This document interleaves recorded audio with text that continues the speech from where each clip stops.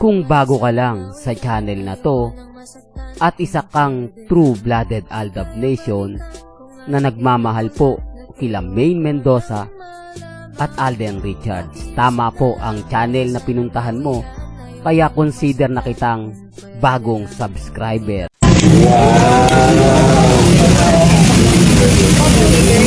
Happy birthday to you.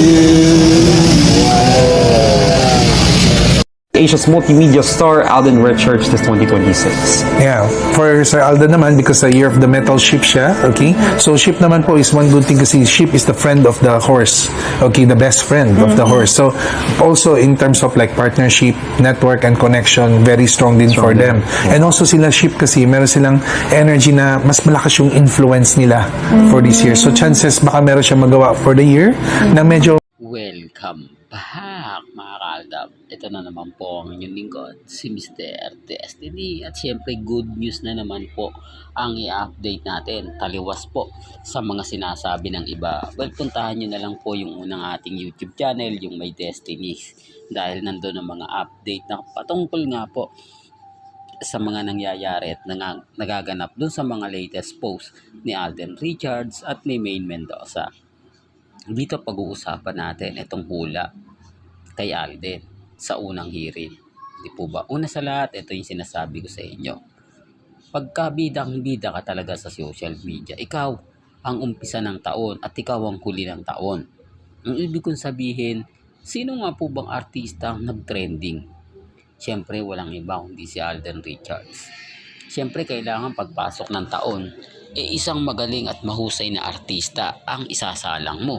At walang iba, si Alden Richards. O nasaan na po yung mga focus nila? Kila Nadine Lustre, kina Catherine, Daniel Padilla, at yung mga ibang artista. Wala. Ganyang kalakas si Alden Richards. Partida pa, wala yung love light ha. Medyo hindi na iintriga yan sa issue na may nililigawan, na ganito ipapakilala niya, di po ba? Wala eh. Hindi, para lang po malinaw, para lang din po alam po ninyo, para din po sa mga nangyayari at nagaganap. Ako kasi mga kaaldab, pag ang pinag-uusapan Alden at Maine, abay masaya na po ako dyan. Di po ba? Yun naman po kasi yung gusto kong isabihin, gusto kong ipaliwanag, lalong-lalo na nga po sa mga taong hindi natutuwa, sa mga taong inis na inis, at sa mga taong galit na galit.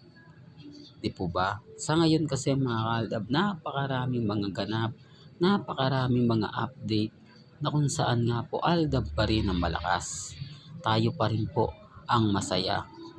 Dito po kasi sa huling video mga kaaldab na pinikinat na natin dahil hindi na naman natin pwedeng ituloy, baka susupresahin daw po tayo ni Alden Richards na gagawin niya na hindi inaasahan. Ano kaya yon mga kaaldab? Nasupresa, nagugulati na lang tayo. Di po ba? Base sa hula, sino nga po ba nakapanood ng unang hearing? Pansin nyo, ako mga kaaldab, nagiging dami account. Although sinasabi ng iba, hindi naman ako nanonood ng unang hearing. Well, pare-parehas naman po tayo. Kapag katulad ng Eat Bulaga, nanonood po ako kapag alam natin live at nandun si Mengay. Para ako yung dami po ninyo na kapag may sinabi sila, tayo yung tatama. Tayo yung magpapaliwanag. Halimbawa, may pasaring si Henyo Master Joey De Leon. Di po ba? Siyempre, pag ang Armin, iba na po yung kwento nila. Iba na yung sasabihin nila. Nandun po tayo. Nagiging dami tayo. Ipapaliwanag ko yung buong sinabi. Di po ba? Para din po alam ng lahat. Kasi pag sinabi lang, ayan na, ganito ganyan.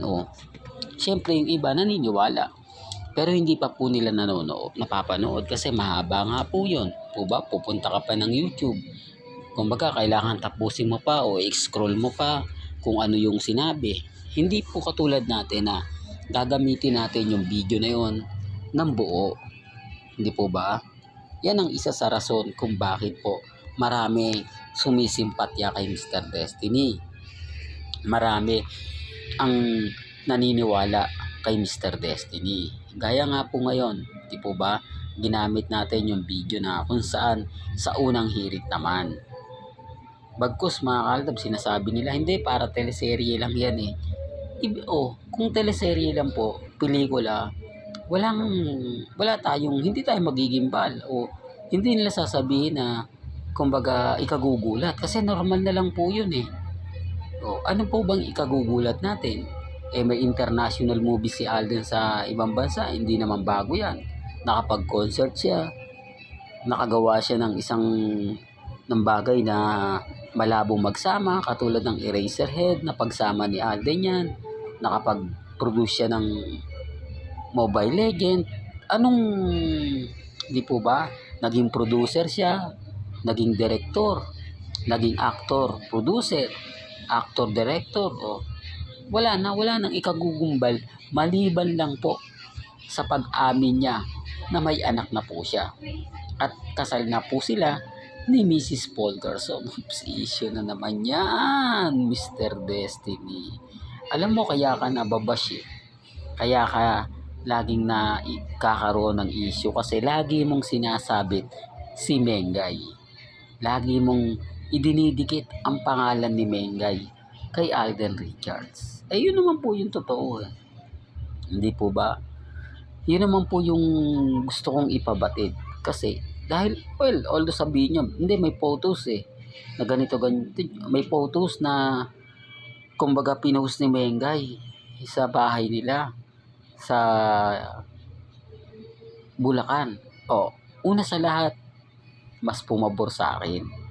Mas umayon sa akin na si Mengay sa Bulacan umuwi kasama si Alden. Kita nyo yung damit ni Alden Richards. Pansin nyo yung damit ni Congressman Arthur. Parang same lang, no? Yung mukha ni Alden at yung mukha ni Congressman. Parang talagang inedit. Hindi parang, inedit po talaga. Kung tititigan nyo kasi, yung mga bagay-bagay na gano'n, mapapaisip kayo. At sabi nga po ng ilan, December pa po yung kinuha eh. Ibig sabihin ko, Pasko pa po yung, Christmas pa po yung kinunan. At ang New Year po, hindi po. Kasi sinasabi ng iba na nasa Quezon City daw nga po si Congressman Arthur. Kasama ng pamilya niya na nag-New Year sama-sama. Paano niya ipapaliwanag? Although sinabi, hindi, malapit lang Bulacan sa Quezon City. Siguro bago nang natapos, pumunta na. Kanya-kanyang opinion po yun eh.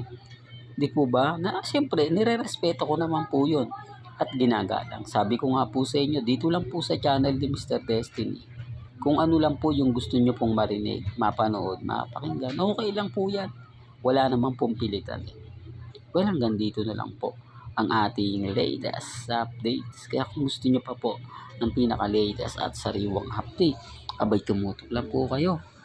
Nandito po sa channel ni Mr. Destiny para updated kayo sa mga bago at sa mga latest na i-upload po natin maya-maya lang. Hanggang sa muli, salamat po sa panonood at pakikinig.